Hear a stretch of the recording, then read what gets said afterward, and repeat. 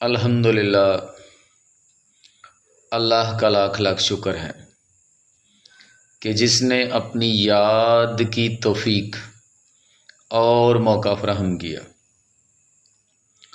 لاکھوں اور کروڑوں درود حضرت محمد مصطفیٰ احمد مجتبی حبیب کبریا امام الانبیاء خاتم النبیین صلی اللہ علیہ وآلہ وسلم کی ذات پر کہ جن کے طفیل مالک الملک نے یہ مہربانی فرمائی۔ آج ہمارا موضوع جو ہے بڑا ہی حساس ہے۔ جناب ابو طالب علیہ السلام، بہت سے لوگ آپ کو ان کے بارے میں مختلف آراء جو ہیں ان کے مالک ملیں گے۔ بڑے لوگ آپ کو ملیں گے، وہ کہیں گے جی انہوں نے تو کلمہ ہی نہیں پڑھا تھا، وہ تو دین اسلام میں داخل ہی نہیں ہوئے۔ بڑا کچھ کہنے والے ملیں گے، لیکن ہمارا نقطہ نظر جو ہے وہ ان سب سے مختلف ہے، اور ہمیں اس پر فخر ہے اور ہم اس کا دفاع بھی کرنا جانتے ہیں، کرتے بھی ہیں کہ حضرت ابو طالب علیہ السلام وہ ہستی ہیں کہ جن کے حوالے اللہ پاک نے اپنے پیارے محبوب حضرت محمد مصطفیٰ صلی اللہ علیہ وآلہ وسلم کو کیا۔ آپ کی پرورش کی ذمہ داری اور ہر دکھ اور سکھ میں ساتھ نبھانے کی ذمہ داری جس شخص کی تھی وہ جناب ابو طالب تھے۔ یہ کیسے ممکن ہو سکتا ہے کہ توحید کا سب سے بڑا داعی، امام الانبیاء، اسلام کے پیغمبر، دین کا نشان اور انبیاء کی شان، محبوب خدا رسول اللہ صلی اللہ علیہ وآلہ وسلم کی تربیت میرا پاک رب، ان کی پرورش میرا پاک رب اپنے محبوب کی پرورش کی ذمہ داری ایک کافر کو دے دے، ایسا ممکن نہیں۔ جب کسی نے ساتھ نہیں دیا تو جناب ابو طالب نے ساتھ دیا۔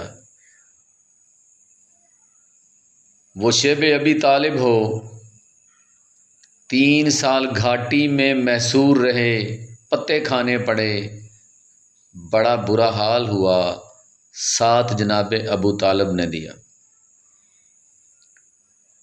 اور جب قریش کے سرداروں نے اپنا وفد بھیجا کہ اپنے بھتیجے کو اسلام کو پھیلانے سے، اسلام کی ترویج و اشاعت سے روکیں، تو آپ نے جب مدعا جو ہے رسول اللہ صلی اللہ علیہ وسلم کے سامنے پیش کیا تو رسول اللہ صلی اللہ علیہ وآلہ وسلم نے فرمایا کہ اگر وہ میرے دائیں ہاتھ پر سورج رکھ دیں، ایک ہاتھ پر چاند رکھ دیں، تب بھی میں اپنے دین سے پیچھے نہیں ہٹوں گا۔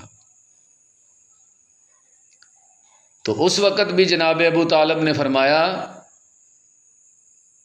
کہ میرے بھتیجے، جب تک میں زندہ ہوں کسی کی جرت نہیں ہے کہ تمہاری طرف دیکھ سکے، اور قریش کی دشمنی مول لی۔ کس کے لیے؟ رسول اللہ کے لیے۔ جناب ابو طالب کے بڑے احسان ہیں، ان احسانوں کو مانیں، اور یہ ممکن ہی نہیں ہو سکتا کہ میرا غیرت والا رب جو ہے وہ اپنے محبوب کی پرورش جو ہے وہ کسی کافر کے ذمہ لگائے۔ اس بات کو سمجھ جائیں، جو ایمان والے ہیں وہ سمجھ جائیں گے، جو محبت والے ہیں وہ سمجھ جائیں گے، جو عشق والے ہیں وہ سمجھ جائیں گے۔ یہ ہمارا سبق نہیں ہے، یہ ہماری اوقات نہیں ہے کہ ہم رسول اللہ صلی اللہ علیہ وآلہ وسلم کے پیارے چچا مولا علی کے والد جناب ابو طالب کے بارے میں زبان کھولیں، اول تو خاموش رہیں، خاموشی میں عافیت ہے۔ تم کیا جانو کہ جناب ابو طالب کی کیا شان ہے، جو آج تک تم رسول اللہ صلی اللہ علیہ وآلہ وسلم کے وسیلے کو نہیں مانتے۔ وہ تو 8 سال کی عمر میں پہچان گئے تھے۔ واقعہ بیان کر دیتا ہوں، احادیث میں ملتا ہے کہ مکہ میں، عرب میں قحط پڑ گیا، اتنا قحط پڑ گیا، شدید قحط، اور قریش کے لوگ جو ہیں وہ بتوں کے آگے رو رو کے نذرانے دے دے کے تھک گئے۔ تو پھر انہوں نے فیصلہ کیا کہ ہمارے پاس تو ایک بڑا ہی نفیس، بڑا ہی شریف آدمی موجود ہے، ہمیں اس کے پاس جانا چاہیے اور اس سے دعا کرانی چاہیے۔ تو وہ قریش کے لوگ رات کے وقت جناب ابو طالب کے پاس آئے اور کہا کہ ہم بتوں سے عاجز آ گئے ہیں، ان کی نذرانے دے دے کے تھک گئے ہیں، اگر قحط نہ ختم ہوا تو ہماری نسلیں ختم ہو جائیں گی، جانور مر جائیں گے، انسان مر جائیں گے، تو آپ دعا فرمائیں۔ تو پھر آپ کے جو الفاظ تھے، آپ نے کہا دعا کرانی ہے تو صبح آنا، کیونکہ دعا کرنے والا سو رہا ہے، کہ جس کی دعا قبول ہوگی وہ سو رہا ہے، مراد رسول اللہ صلی اللہ علیہ وآلہ وسلم۔ تو ان کو تو اس وقت پتہ چل گیا تھا جب رسول اللہ صلی اللہ علیہ وسلم کی عمر 8 سال کی تھی کہ یہ نبی ہیں، یہی نبی آخر الزماں ہیں۔ پھر وہ مکہ والے جو ہیں صبح آئے، ابھی ہوا میں خنکی تھی، تو جناب ابو طالب نے رسول اللہ صلی اللہ علیہ وآلہ وسلم کو کمبل میں لپیٹا تاکہ ٹھنڈ نہ لگ جائے، ہوا نہ لگ جائے، کعبہ میں لے کر آئے، کعبے کی دیوار کے ساتھ لگا کے آپ نے درخواست کی، التجا کی کہ میرے پیارے بھتیجے، آپ میری جان ہو، آپ میرا ایمان ہو، سب کچھ آپ ہو، آپ اللہ سے دعا کریں کہ یہ قحط ختم ہو اور بارش ہو۔ تو جناب ابو طالب کو تو اس وقت پتا تھا کہ یہی وہ بچہ ہے، یہی نبی آخر الزماں ہے، کہ ان کے وسیلے سے قحط جو ہے ختم ہوگا۔ تو جب جناب رسول اللہ صلی اللہ علیہ وآلہ وسلم نے اپنے ننھے ننھے ہاتھوں سے، اپنے پیارے پیارے ہاتھوں سے اور اپنی پیاری زبان سے ابھی الفاظ ادا ہی کیے تھے کہ بارش ہونا شروع ہو گئی۔ پھر جناب ابو طالب نے نبی کریم صلی اللہ علیہ وسلم کے چہرے کو دیکھا اور نعت کی شکل میں اشعار کہے، جنہیں قصیدہ لامیہ بھی کہتے ہیں۔ تو آج آپ کس منہ سے جناب ابو طالب کے کفر کی باتیں کرتے ہیں، کس منہ سے جناب ابو طالب کے بارے میں بات کرتے ہیں؟ آپ کو بالکل خاموش رہنا چاہیے، خاموشی میں عافیت ہے۔ جناب ابو طالب کے بہت احسان ہیں، اسلام پر بہت احسان ہے، رسول اللہ صلی اللہ علیہ وآلہ وسلم پر بہت سے احسان ہیں۔ آپ کی وجہ سے اسلام کو قوت اور طاقت ملی۔ جب کوئی کہ رسول اللہ صلی اللہ علیہ وسلم کے ساتھ کھڑا نہ ہوا تو جناب ابو طالب کھڑے ہوئے۔ نبی کریم صلی اللہ علیہ وآلہ وسلم کا نکاح کس نے پڑھایا؟ اماں خدیجہ کے ساتھ نبی کریم صلی اللہ علیہ وآلہ وسلم کا نکاح کس نے پڑھایا؟